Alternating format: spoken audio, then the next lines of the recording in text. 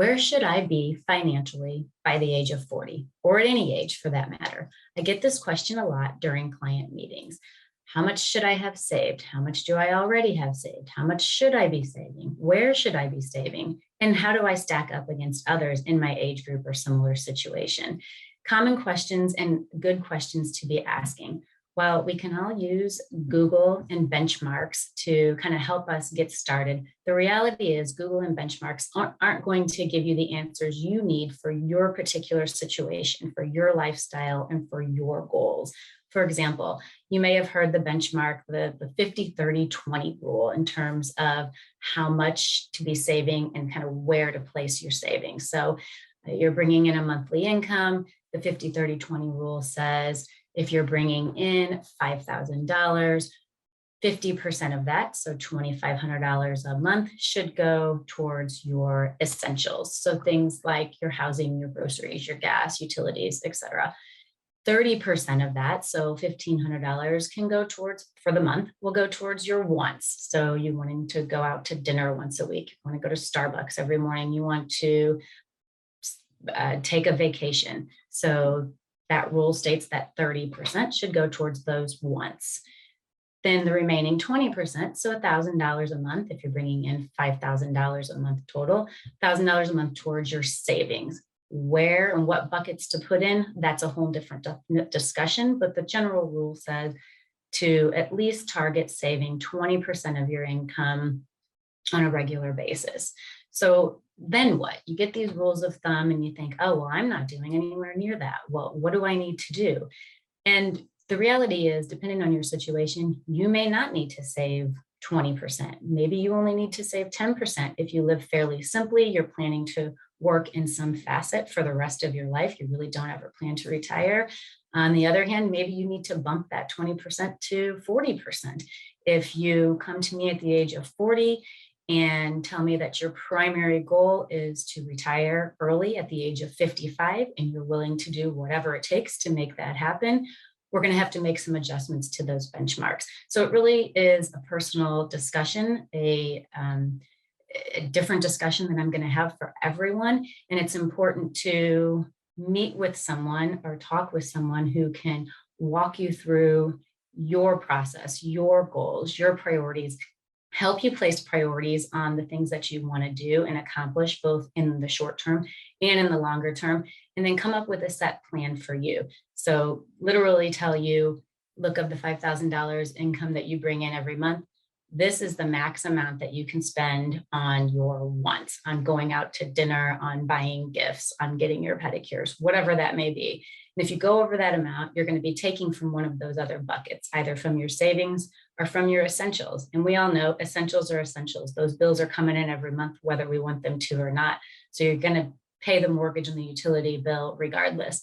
So if you go over on your wants, we know that that's coming out of your savings, which projects out into maybe not meeting some of those longer term goals or not being able to retire at the age of 55.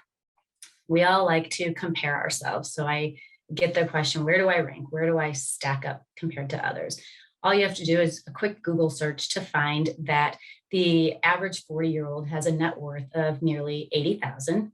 And by the age of 40, the benchmark out there says that your goal should be to have a net worth of 2 to 3 times your annual salary. So if you're making $50,000, your net worth should at least be $100,000 to $150,000. I would argue that for most people, those numbers are low and you should really aim higher, especially if you're one that's looking to retire early. The largest retirement asset that most 40-year-olds and most people in general have is their employer retirement savings plan. And for many of us, that is a 401k. So oftentimes my initial discussions with clients will be around their 401k, how it's invested, how much they're investing inside of it. A lot of times the questions will surround whether or not the employer offers a Roth 401k versus a traditional 401k. And many clients don't even realize there's 2 options. They're only investing into one. So when you sit down with an advisor, it leads to these more detailed questions. And While you may not have any idea what I'm talking about in terms of a Roth 401k versus a traditional IRA, it can make a huge difference in the amount of taxes that you pay over your lifetime and what you accumulate over the next 10, 20, 30 years prior to retirement, however you define your retirement. So I'll leave you with some takeaways. Get a good handle on your monthly expenses. Try to really dig deep and take a look. Okay, this is what I'm bringing in, not only on your monthly expenses, but dig deep into your, know what you're bringing in, whether you're single or married, know what you're bringing in every month, what you're netting every month. Then take a deep dive into your monthly expenses. Take a look at your credit card statements. Most credit cards now really do a good job of detailing the categories in which you're spending money. I know for me in my household with 3 kids, the majority of our expenses go to groceries. I've got 2 boys, so I'm sure that you can relate. Groceries is by and large my biggest monthly expense. So take a look at that, see what you're spending. And sometimes there's just, for me, there's just no way I'm gonna, I try to do the best I can to shop at certain places. But the reality is, and with inflation today, sometimes you don't have a lot of control over certain expenses and the ability to reduce those. I have two boys and a girl, and they're getting older, and their appetites are growing. So for that, that's going to be a fixed expense and likely an increasing expense year over year.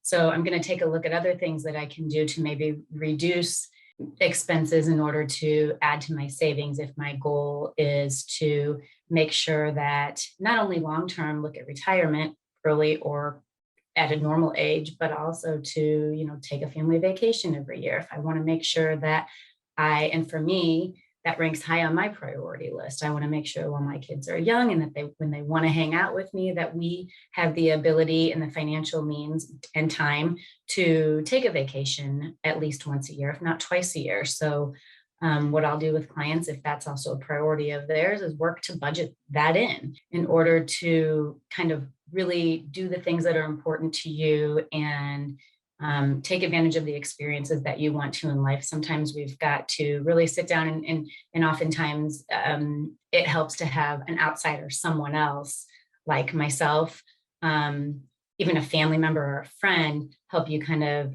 fess up to what we're spending money on and kind of what we're doing in order to help us meet our goals. With that, if you're interested in taking us up on a free initial consultation to kind of talk through your goals and put together a basic financial plan, you can head to our website at arkfinancialwellness.com, head to the Let's Talk section, and you can schedule a free initial phone, Zoom, or in-office appointment where it will ask you a series of, I think it's 5 or 6 questions during the appointment scheduling process to help kind of get you thinking, get you started about what's important to you, what your priorities are, how you want to make your money work best for you. Thanks so much for listening, and happy investing.